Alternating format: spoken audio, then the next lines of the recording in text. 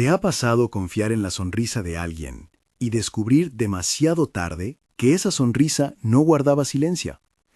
Esta es la historia de John, de su trabajo, de una confidencia dicha por cansancio, y de cómo una palabra pequeña puede crecer hasta destruir lo que costó años construir. John se levantaba antes del amanecer. La casa olía a café frío y a la ropa que había quedado tendida la noche anterior. Tenía las manos ásperas por el cemento y la piel marcada por el sol que pegaba en el taller. Su uniforme azul siempre llevaba la huella de la jornada. Una capa de polvo en los hombros, manchas en los pantalones y el brillo apagado de la fibra gastada. El sonido de la fábrica lo acompañaba desde la puerta, la maquinaria como latido constante, el eco de botas en metal, el rugido que, con los años, se convirtió en parte de su respiración.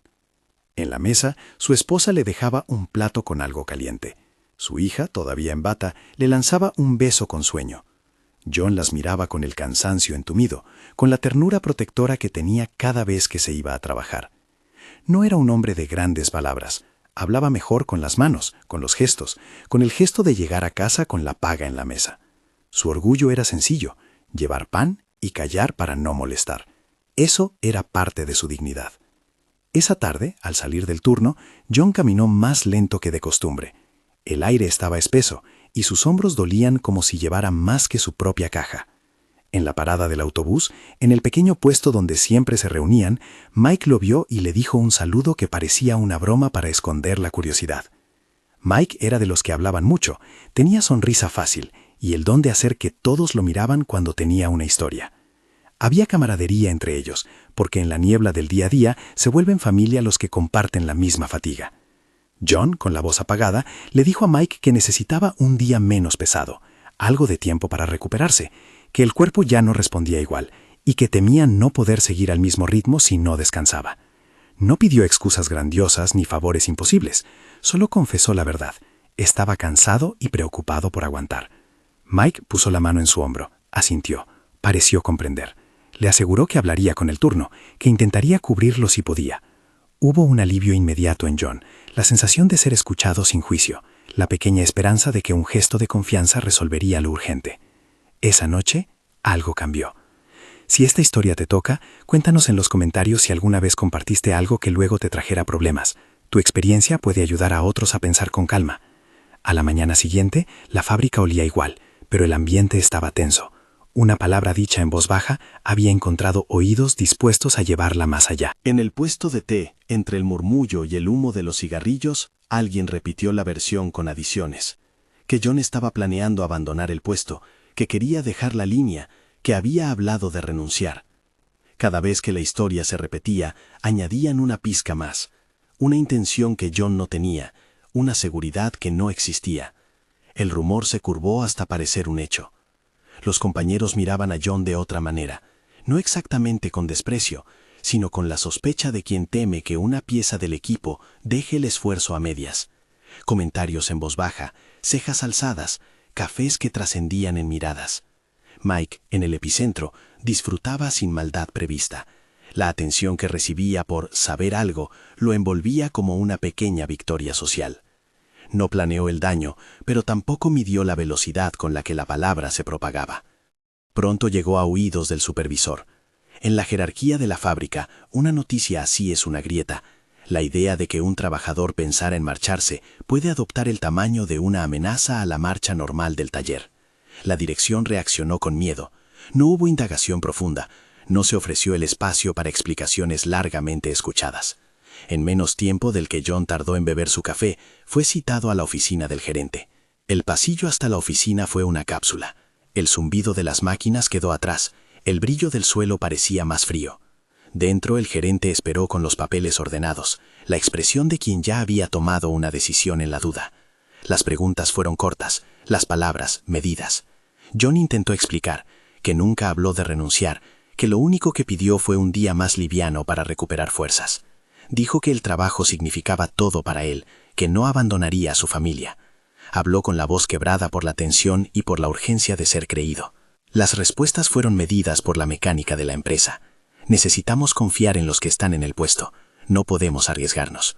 No hubo espacio para matices. Le ofrecieron el finiquito sobre la mesa como si fuera el cierre de un capítulo que debía desaparecer. La palabra confianza se usó como argumento final y la decisión cayó como un golpe seco. Despedido por pérdida de confianza, dijeron. No le dieron la oportunidad de mostrar su inocencia, ni la posibilidad de un tiempo para aclararlo. Para la empresa, la rapidez parecía una forma de resolver amenaza. Para John, fue una sentencia que no entendía. Salió por la puerta con el sobre en la mano, con la mirada baja y una mezcla de incredulidad y vergüenza. La fábrica detrás de él continuó su ruido, como si nada humano hubiera cambiado allí.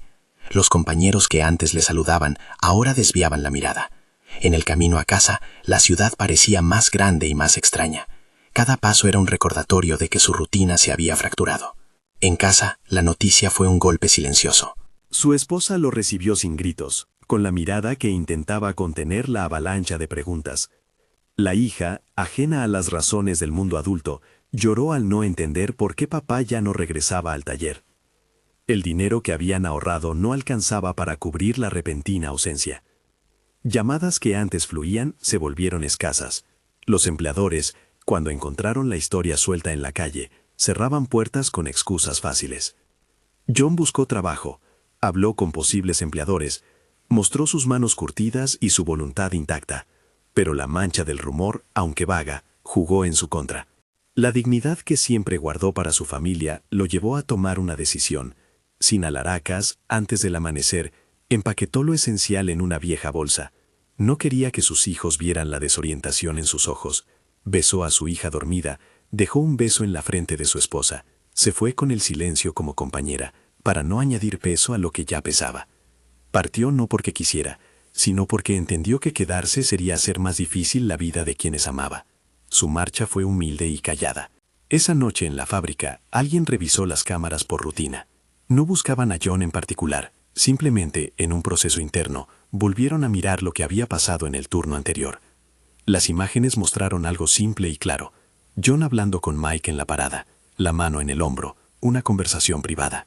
No había conspiraciones, no había planes de renuncia ni de abandono, solo dos hombres compartiendo una necesidad humana, el cansancio. La dirección se encontró entonces con la verdad, pero ya era tarde. A simple vista la empresa reconoció que había habido un error de interpretación. Hubo palabras de arrepentimiento, una nota formal que buscaba cerrar el mal paso. Sin embargo, la reparación no devolvió a John lo que había perdido: el empleo, la estabilidad inmediata, la sensación de comunidad que le daba su trabajo. La disculpa institucional sonó fría ante la necesidad de soplar el polvo que había quedado sobre la vida de su familia. La verdad llegó, pero como una pieza que no encaja en el rompecabezas ya alterado. No hubo espectáculo de justicia, no hubo gesto público que corrigiera las miradas que antes lo habían señalado. La fábrica siguió su ritmo, y los murmuradores encontraron nuevas historias que contar. Mike quedó entre la vergüenza y la culpa. No fue convertido en villano, pero tampoco hubo una reparación completa de la confianza que había quebrado sin proponérselo. John siguió adelante, con la calma que da la resignación activa, trabajar donde se pudiera, proteger a los suyos con la discreción que los años enseñan. Esta historia no busca señalar a un solo culpable, ni decir que la confianza es un bien que se guarda como si fuera un objeto inmutable. Busca mostrar la fragilidad de la reputación y cómo las pequeñas indiscreciones pueden multiplicarse hasta crear un daño tangible. John confió porque estaba cansado. Mike divulgó sin medir consecuencias. La empresa actuó rápido por miedo. Todos actuaron dentro de sus límites humanos. Las consecuencias, sin embargo, fueron reales y duras. Hay lecciones prácticas en esa tristeza que no son recetas absolutas. Hablar es necesario, buscar ayuda, pedir apoyo, decir lo que duele. Pero también existe la prudencia como forma de cuidado. Elegir el lugar y el momento, calibrar la confianza según quien escucha, y recordar que no toda verdad merece ser compartida sin medida. Guardar cierto silencio no es cobardía, es protección. Y protegerse es también pensar en quienes dependen de nuestras decisiones. No es decir nunca compartas nada, sería injusto. Es proponer que pensemos antes de abrir la puerta de lo íntimo, que consideremos las consecuencias de una palabra en manos equivocadas. La confianza se construye y se raja con igual facilidad. Saber a quién confiar es una habilidad que se aprende con la experiencia y con la observación de cómo actúan los demás cuando nadie los mira. Si en esta historia reconoces un fragmento de tu vida, recuerda que la prudencia no es hermetismo, y que cuidar de la propia integridad a veces exige reservar ciertas verdades para quienes han demostrado, con actos, que merecen portarlas. John no dejó de ser digno por lo que pasó. Su dignidad se transformó en silencio, en cuidado hacia su familia, en la decisión humilde de proteger más que de explicar. La verdad llegó tarde y no borró el daño. Esa es la dureza que nos enseña, la rapidez con que una palabra puede viajar y la lentitud con que la justicia, cuando llega, repara lo roto. No compartas todo, no porque la gente sea mala por naturaleza, sino porque el mundo tiene bocas que convierten alivios en juicios y curiosidades en sentencias. Aprende a medir, a seleccionar, a confiar con cautela. Guarda para ti lo que mantiene a tu familia segura, comparte lo que edifica y no lo que expone. Enseña a quienes confías a ser custodios, no altavoces. La imagen final es simple. John, en una mañana distinta, sosteniendo la mano de su hija. Sus manos siguen marcadas por el trabajo, sus ojos por la experiencia. En su rostro hay una serenidad resignada y una lección aprendida que nadie le puede quitar. La fábrica quedó detrás, con su rumor y su ruido. Lo que quedó adelante fue la vida que él eligió cuidar, paso a paso, con prudencia renovada. Si esta historia te hizo pensar, comparte en los comentarios si alguna vez la confianza te jugó una mala pasada. Tu experiencia puede ayudar a alguien que está a punto de confiar sin medir. Y si te quedó resonando la lección, suscríbete y comparte este video con alguien que necesita recordar que algunas verdades se protegen en silencio. No compartas todo. En la prudencia, a veces, está la mayor forma de amor.